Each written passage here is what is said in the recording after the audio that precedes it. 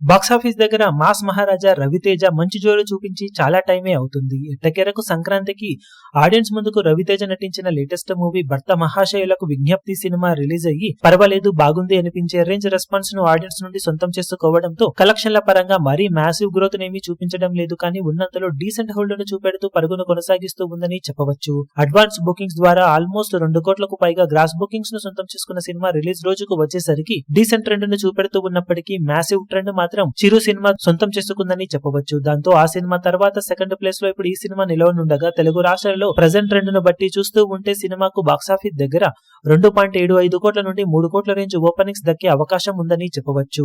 Complete గా offline ticket sales లెక్కలు బాగుంటే ఈ లెక్క 3 కోట్ల నుండి ఆ పైన కూడా వెళ్లే అవకాశం ఉంది. ఇక Karnataka, rest of India, overseas లలో పర్వాలేదనిపించే విధంగా ఓపెనింగ్స్ ని సొంతం చేసుకుంటున్న సినిమా వరల్డ్ వైడ్ గా బాక్సాఫీస్ దగ్గర 4.5 కోట్ల నుండి ఫైనల్ ఆఫ్లైన్ టికెట్ సేల్స్ లెక్కలు బాగుంటే 5 కోట్ల మార్జిన్ దాకా ఓపెనింగ్స్ ని ఓవరాల్ గా సాధించే ఛాన్సెస్ ఉన్నాయి. సినిమా అందుకోవాల్సిన టార్గెట్ దృష్ట్యా ఇవి మంచి ఓపెనింగ్స్ ఏనని చెప్పవచ్చు. దానికి తోడు టాక్ కూడా డీసెంట్ గా ఉండటంతో లాంగ్ వీక్ కంప్లీట్ అయ్యే టైం కి చాలా వరకు రికవరీని సినిమా సొంతం చేసుకునే ఛాన్సెస్ ఉన్నాయని చెప్పవచ్చు. ఇక ఫస్ట్ డే కి గాను సినిమా సాధించే కలెక్షన్లు ఎక్స్పెక్టేషన్స్ ను మించిపోతాయా లేక ఇదే రేంజ్ లో కలెక్షన్ సాధించగలుగుతాయో చూడాలి. అఫీషియల్ డే 1 రిపోర్ట్స్ వచ్చాక వీడియో అప్డేట్ లో సినిమా సాధించిన కలెక్షన్ వివరాలను అప్డేట్ చేస్తాం.